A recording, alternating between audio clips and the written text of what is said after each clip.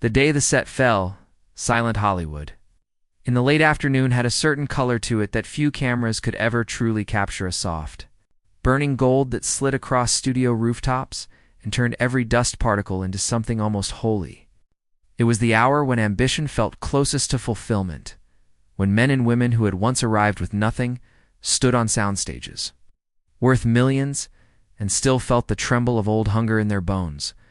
On one such afternoon, Clint Eastwood stood alone near the edge of a half-built Western set, the wooden facades rising behind him like the skeleton of a frontier town, his hands resting in the pockets of a worn jacket, his gaze fixed not on the crew, not on the bustling cameras, but on the far end of the stage where lights spilled in through a massive open door. To anyone passing, he looked calm, controlled, already the icon people would one day mythologize. But inside him was a storm of quiet calculations. This film was different. This film wasn't about proving he could act. It was about proving he could lead, shape, protect a story, and in doing so, protect the fragile futures of the people who trusted him enough to stand behind his vision. Clint had fought harder for this project than most would ever know. He had turned down safer scripts, offended comfortable executives, invested more of his own reputation than his advisors thought wise. The story was simple on the surface, a man rebuilding himself after loss, but Clint knew its true weight lay beneath. It was about dignity, about second chances, about the invisible line between ego and purpose. And that line, he feared, was about to be tested. The first sign came, not in shouting, but in silence. The crew had been laughing moments earlier. Grips adjusting lights, makeup artists doing last checks, assistants calling out schedules. Then, a shift moved through the stage, like a sudden drop in temperature. Conversations thinned. Footsteps slowed. At the entrance, a figure appeared flanked by two sharply dressed representatives. He was already famous, already bankable, already used to walking onto sets where his name mattered more than anyone else's. His sunglasses were still on indoors. His stride carried not excitement, but possession. Clint watched him approach, not with resentment, but with a tightening awareness that this man was not here to serve the film. He was here to redefine it. They shook hands. Cameras weren't rolling, but egos were. At first, the conversation sounded professional enough. Compliments were exchanged. The actor spoke about the script, about its potential, about how lucky the project was to have his interest. Clint listened, nodding, offering the quiet courtesy he was known for. But then the words shifted. The praise softened. The tone sharpened. The actor spoke about changes, about scenes that needed more edge, about the way the film could be elevated with the right guiding hand. And finally, without ceremony, said it. He wouldn't join the project unless he was given co-director credit, not creative input, not collaboration. Credit the crew, pretending not to listen, heard everything. Clint didn't respond immediately. He studied the man's face, not searching for an answer, but for an intention. He saw confidence, yes, but also something thinner beneath it. Insecurity dressed as authority, fear of being only what he already was. Clint had known that feeling once, back when he was still being told what kind of man he was allowed to play. When every role felt like a borrowed jacket. He understood ambition, but he had learned, often painfully, the difference between ambition and control. He spoke at last, quietly, steadily. He said the film already had a director. He said stories were built by trust, not titles. He said if the actor wanted to be part of this, he would be welcomed fully, but not above the work, and not above the people who had already given months of their lives to something they believed in.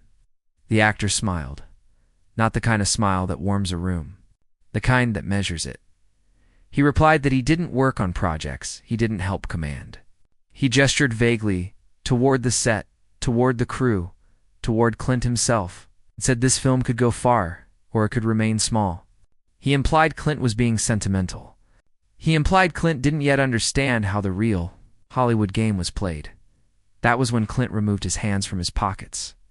He didn't raise his voice. He didn't insult. He didn't posture. He simply said the sentence that would ripple through more lives than anyone there could imagine. "Then this isn't your film." There was a pause so deep it seemed to swallow the noise of the studio beyond the stage. Even the lights felt quieter. The actor's smile hardened. He said something about regret, about missed opportunities, about doors that wouldn't open again. Clint nodded once, not in agreement, but in closure. He thanked him for coming. He wished him well, and he turned back toward his set. By the time the actor reached the door, the crew was no longer pretending. They watched him leave. Some felt relief. Others, fear. A few panic. This man's name had power. His absence would be noticed. His version of the story would travel faster than the truth, and Clint knew that. He felt it in the way conversations didn't restart right away, in the way assistants exchanged looks, and in the way one of the younger crew members swallowed hard, as if calculating rent. That was when another figure stepped forward. Dean Martin had arrived quietly, as he always did, without announcement, without entourage. He had been watching from the sidelines, hands in his coat pockets, eyes attentive in a way few associated with a man so famous for laughter. Dean had lived long enough in this industry to recognize the sound of a crossroads. He had seen careers saved by a single brave decision. He had seen others hollowed out by the need to be safe. He approached Clint, not with advice, but with presence. For a moment, neither man spoke. Two different journeys, two different reputations, one shared understanding. Finally, Dean broke the silence, his voice low, warm, and edged with something that wasn't humor. He said, "You didn't fire him. He fired himself." Clint let out a breath he hadn't realized he was holding.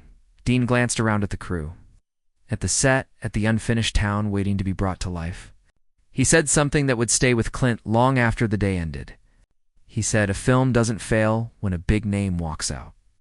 It fails when the wrong one stays." The crew heard that too, and something shifted. Not magically, not easily, but quietly, like a foundation settling after a tremor. Dean didn't offer to fix anything. He didn't make calls. He didn't promise stars. He simply stayed. He talked tothogrips, joked with lighting techs, asked one nervous production assistant her name and remembered it. He moved through the set not as a legend, but as a man who respected the fragile courage it took to believe in a story before anyone else did. Later that evening, as the sun bled out of the sky and the lights took over, Clint and Dean sat on two empty crates near the edge of the stage. The town behind them looked almost real now, shadows stretching between wooden buildings, doors waiting to be opened by characters not yet cast. Clint spoke about doubt, about whether he had just sabotaged his own future. Dean listened. Then he spoke about the first time he'd walked away from something lucrative because it felt wrong. He spoke about the nights he'd wondered if kindness had a place in an industry built on leverage. He smiled faintly and said he still didn't know the answer, but he knew which version of himself he could live with. As the crew packed up for the night, a young casting assistant approached Clint hesitantly, then with increasing bravery. She said she might know someone. Not famous, not powerful, but talented, hungry, grateful for a chance most would never even see. Clint looked at Dean. Dean lifted an eyebrow, ghost of his familiar grin appearing. "Sometimes," he said, "stars don't fall from the sky. Sometimes they walk in through the side door." And in that quiet moment, on a set many believed had just lost its future, something far more dangerous to ego and far more powerful to destiny was born. Trust. The next morning, the studio did not wake up. Pitt braced itself. News had already moved faster than truth ever could. Phones rang before the sun had fully cleared the buildings. Assistants whispered in hallways. One executive producer arrived with a face that suggested sleep had lost the argument. The famous actor's departure had not been framed as a creative difference. It had been framed as a warning. Words like unstable, difficult, and career-esque floated through offices that smelled of coffee and anxiety. On paper, the project still existed. On paper, cameras were still booked. But everyone who had survived long enough in Hollywood knew paper meant nothing once doubt entered the room. Doubt was the one thing money listened to. Clint arrived early, as he always did, but today he did not go straight to the set.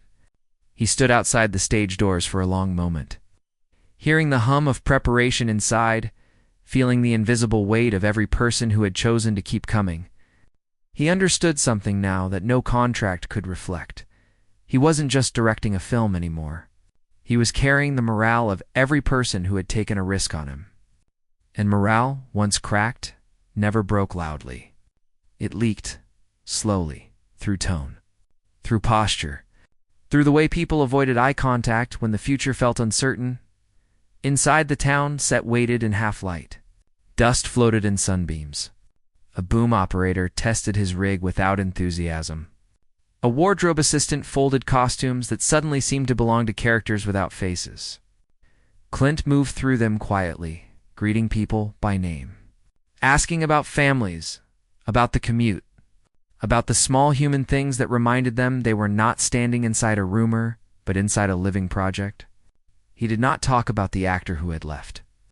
He talked about the film, about the scene scheduled for that afternoon, about the story's heart. And even those who were still afraid felt something anchor back into place. Dean Martin arrived later than usual, not late, just not early, and Clint knew what that meant. Dean didn't enter smiling. He didn't joke with the grips first.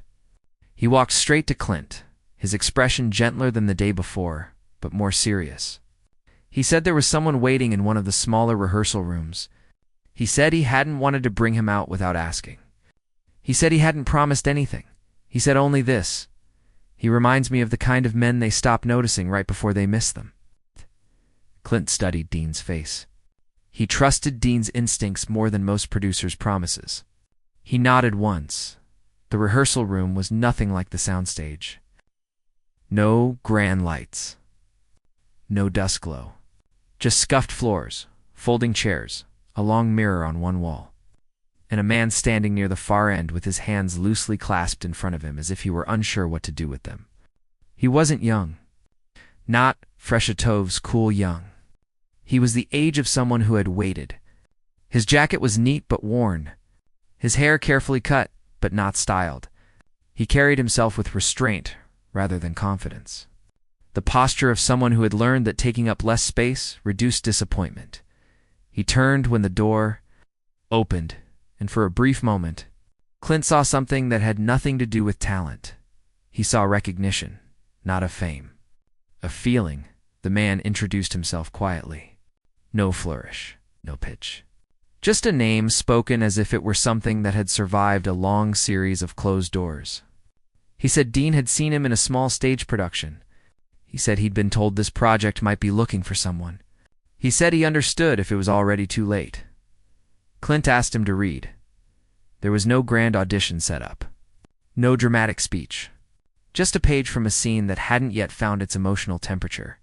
The man took the script, sat once, stood again, then finally remained standing as if movement itself might interrupt what he was about to attempt. When he spoke, his voice did not announce itself. It carried, there was wear in it, and resolve. He did not perform the lines as if they were clever. He treated them as if they were costly, as if each sentence had been paid for by something unseen. The room. Change. Not loudly, not suddenly, but in the way. People stop breathing correctly when something fragile is happening. He didn't overplay the moment. He didn't search Clint's face. He spoke into the space, and in doing so, filled it. When he finished, there was no dramatic ending, just silence. Dean exhaled. Clint didn't speak right away. He stood, walked once around the man as if seeing how he existed when words weren't protecting him, then asked him something no audition usually included. He asked where he had learned to be so careful with emotion. The man hesitated, then said he had learned it when he stopped being angry at the industry and started being honest with himself. He said anger had once fueled him. Then it had hollowed him. He said he had spent years chasing moments instead of building a voice, and that by the time he realized the difference, most people had already stopped listening. Clint nodded, because he understood that too. Dean spoke then. He told the man he wasn't invisible. He told him he had simply been standing where loudness was rewarded instead of depth.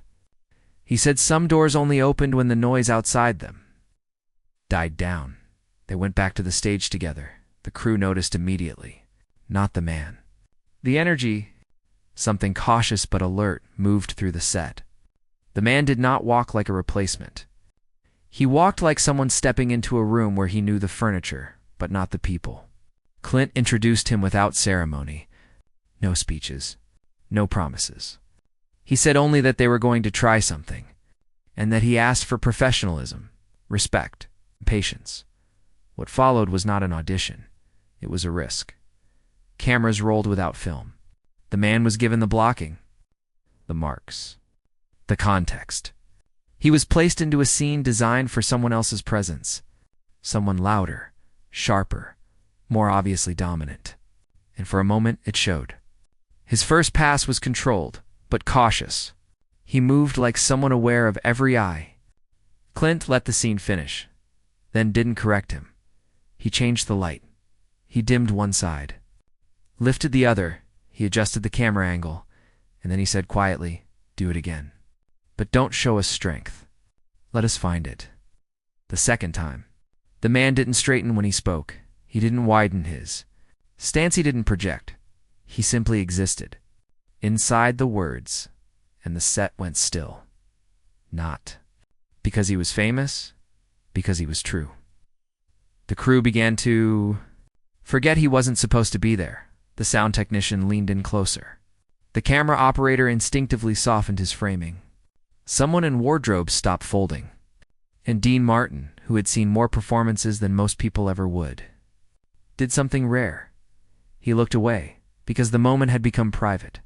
When the scene ended, Clint didn't say good. He said, "Stay." The man blinked. Once Clint told him they would do another scene after lunch. He told him he would meet casting formally. He told him nothing was decided, but he also told him not to leave. Word spread faster than the rumor had. Not that a replacement had arrived, that something unexpected had. By mid-afternoon, an executive had called, then another, then someone from distribution. Questions were asked that weren't really questions. Clint answered them calmly. He did not defend the man. He defended the film.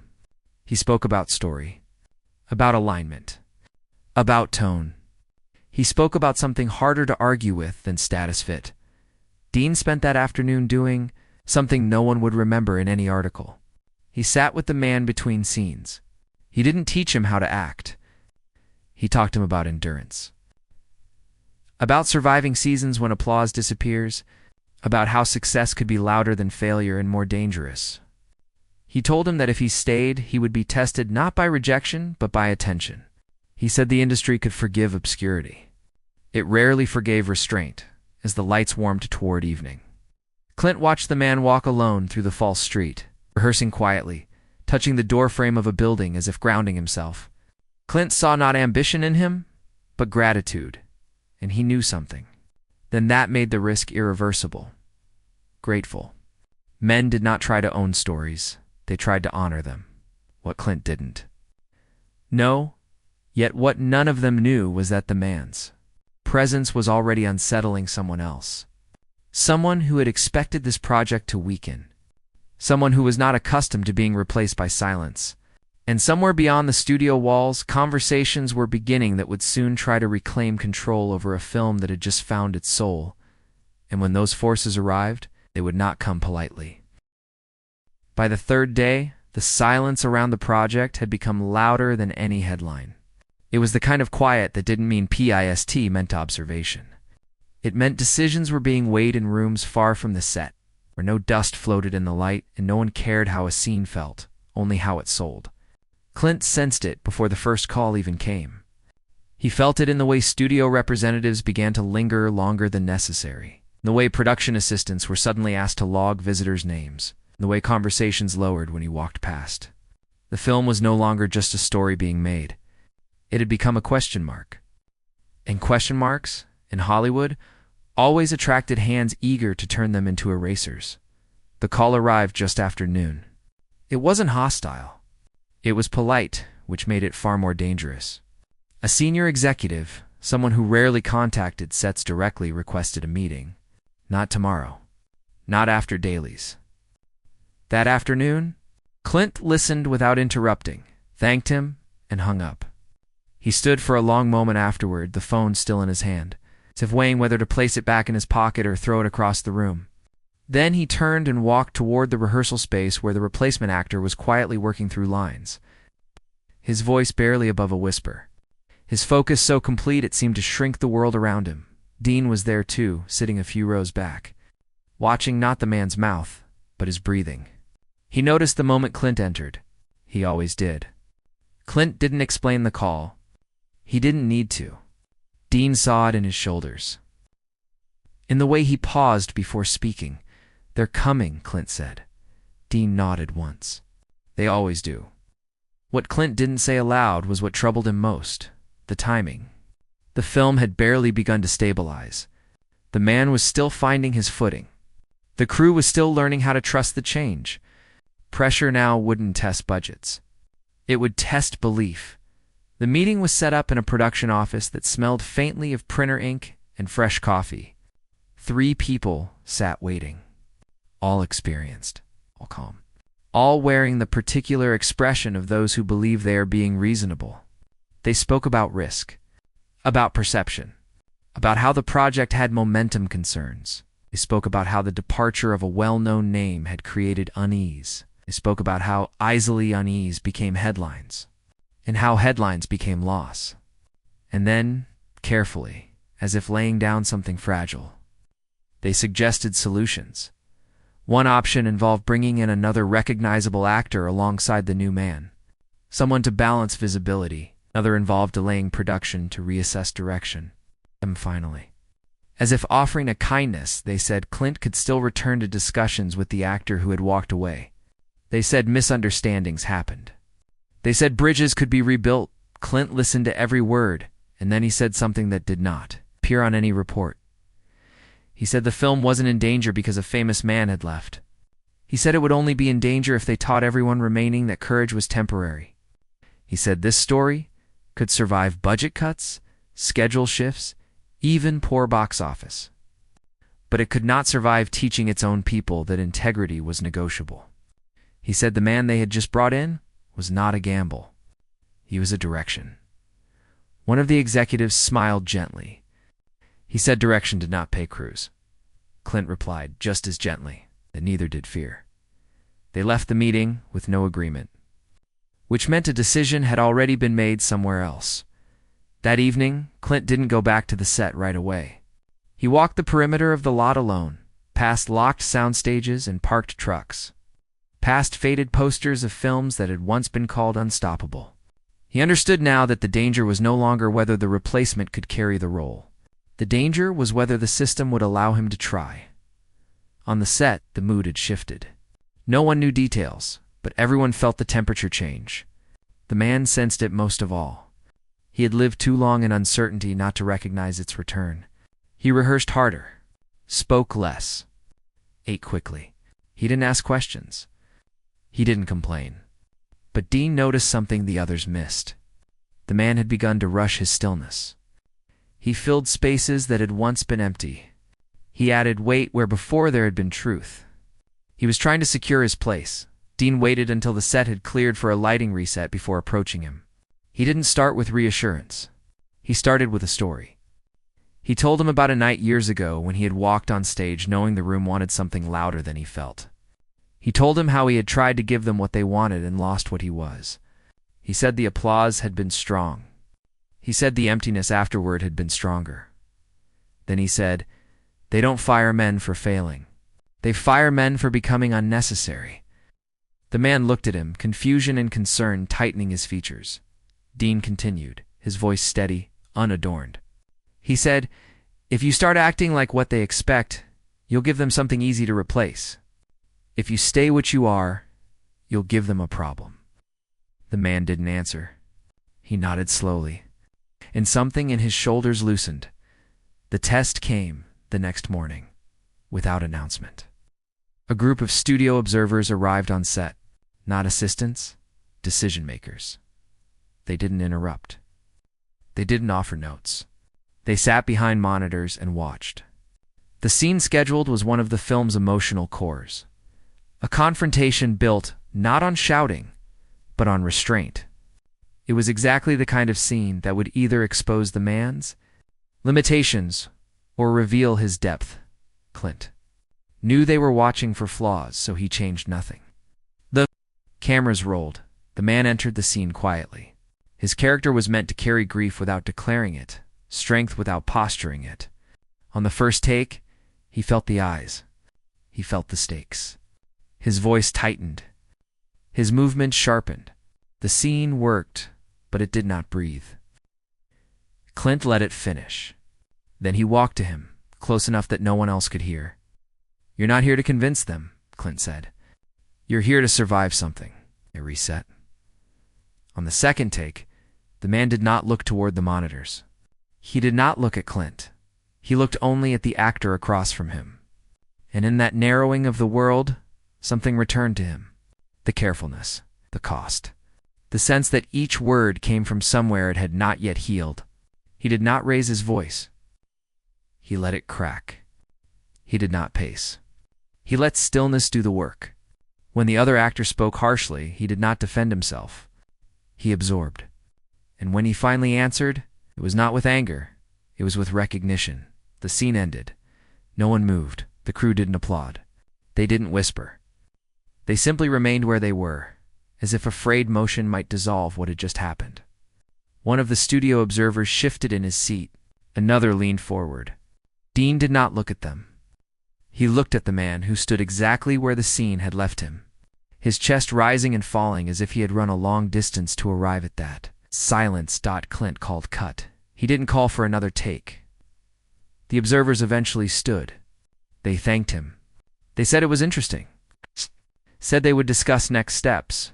They left it. It was only after they were gone that the man's hands began to shake. He sat on a crate behind one of the false buildings, his head lowered. The adrenaline leaving him like a tide pulling back from shore. Dean sat beside him. He did not congratulate him. He did not dramatize the moment. He simply placed a hand on his shoulder and said, "Whatever happens, they saw you." The man swallowed. He said quietly that he had spent his life feeling unseen. He said that even if this ended tomorrow, today had already given him something no credit ever had. But what none of them knew yet was that the observers had not come only to evaluate, they had come to prepare. Because while the set had been holding its breath, another conversation had already begun elsewhere, one that involved contracts, leverage, and a familiar name that had not taken rejection well, and the next pressure would not arrive. Polite smiles, it would arrive with consequences. The pressure didn't arrive with noise. It arrived with paperwork. By the time Clint reached the studio gates that morning, he already knew something had changed. Security didn't wave him through. They checked his credentials twice. An assistant who usually greeted him with a smile avoided his eyes. On the production board outside the main office, the shooting schedule had been quietly revised. Several scenes had been shifted. One key sequence, one that centered almost entirely on the replacement actor, had been removed from that day's plan without explanation. Clint didn't ask questions. He walked straight to the production office inside. The air felt sealed. The same executives from before were there, joined by two legal representatives and one unfamiliar face who did not bother introducing himself.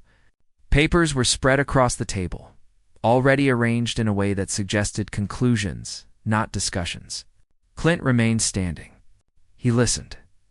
They spoke about strategic realignment, about brand protection, about necessary adjustments to preserve investment.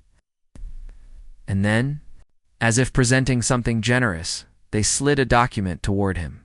The proposal was simple in structure and ruthless in meaning. The film would continue, but the replacement actor's role would be reduced. Another recognizable face would be inserted into the narrative. The emotional center would be redistributed. If necessary, the man could be released entirely, with compensation and a confidentiality clause.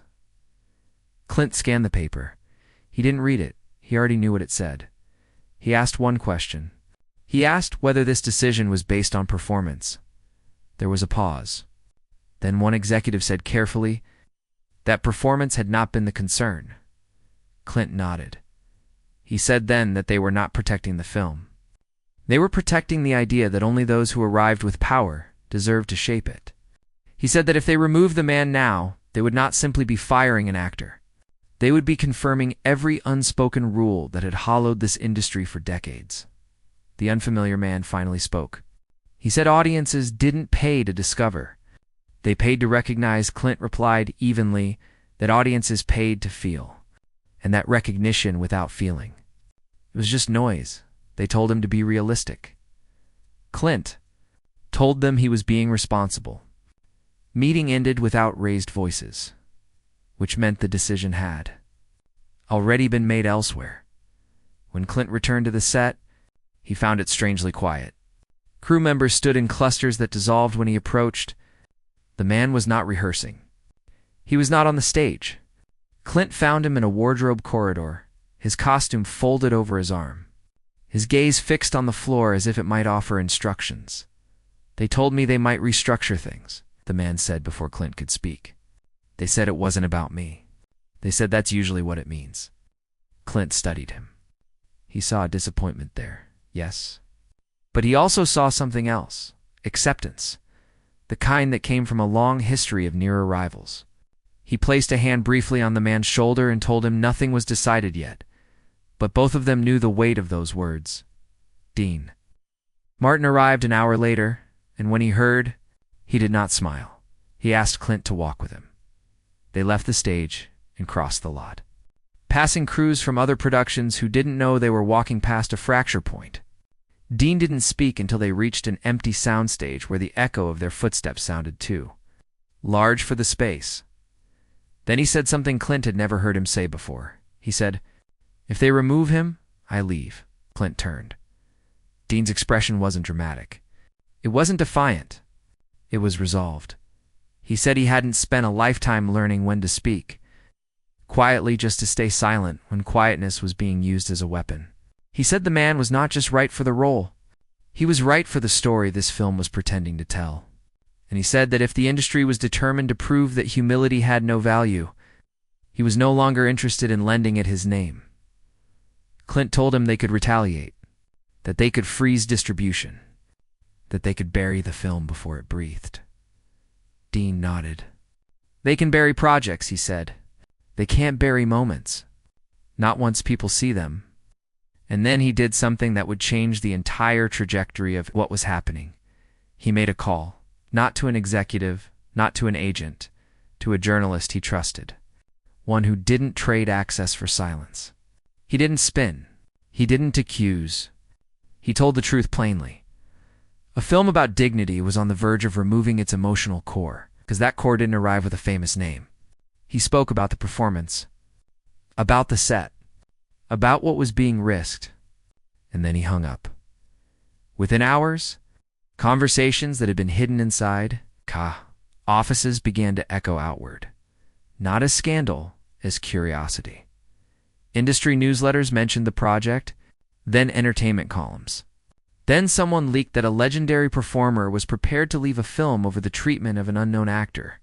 The story was no longer about a departure. It was about a stand, and stands were dangerous to manage. The studio called an emergency session that evening. Clint and Dean were invited. This time the tone was different, less instructional, more cautious. They spoke about miscommunication, about moving too quickly, about reevaluating assumptions. Then they asked what Clint wanted. Clint did not ask for creative control. He did not ask for guarantees. He asked that the man be left untouched, that his role remain whole, that the film be allowed to find its own voice. There was a long silence then. One executive, tired and thoughtful, said something quietly that changed the room. He said the test footage from the observer's visit had circulated internally. He said more people had asked about the replacement actor than anyone expected. He said something about the performance had unsettled them. He said it didn't feel manufactured, which meant it felt valuable. The agreement that followed was not triumphant, it was careful. But careful was enough. When Clint walked back onto the set that night, Dean beside him, the crew felt the shift before they heard the words. People straightened. Conversations stopped. Clint announced that production would continue as planned, that no roles were being reduced, that the film would move forward without alterations. The man didn't speak. He didn't smile. He sat down hard on a nearby crate, as if his legs had simply run out of instructions. Dean crouched in front of him and said softly, "You're still here?" The man looked up at him, something bright and unguarded breaking through his restraint. He nodded once, and then, because he had no other language for it, he laughed quietly into his hand. Filming resumed the next morning with an energy that felt earned. The man no longer rushed his stillness. He no longer filled space to justify it. He let scenes breathe, and the crew followed him into that breathing. Shots softened. Performances deepened. Even Clint noticed something unexpected happening. Other actors were beginning to listen differently, to risk less polish, to allow imperfection into their moments. The film was changing, and not because of budgets or names, because of presence. Months later, when the film premiered, it did not open to spectacle. It opened to silence, the kind that forms when people do not yet know what to say. And then, slowly, applause, not thunderous, sustained. The headlines the next day did not focus on who had left the project. They focused on who had arrived. They spoke about a performance that felt lived in, about a newcomer who did not announce himself, but lingered, about a face people did not recognize, but would. In one small paragraph near the end of a long review, someone wrote that the emotional gravity of the film seemed to orbit a man who had once been considered replaceable. Clint read that line alone in his office. Dean read it on a studio lot bench, smiling faintly, and the man who had once stood in a rehearsal room unsure where to place his hands read it in a modest apartment, the paper trembling slightly as he folded it, not as proof of success, but as evidence that something honest could still survive something powerful. Years later, when he would be called a star, people would ask him where it started. He would not name the premiere. He would not name the reviews. He would say it started on a quiet set, in a half-built town, and two men with nothing left to prove decided something was worth protecting. And because they did, his name could no longer be erased.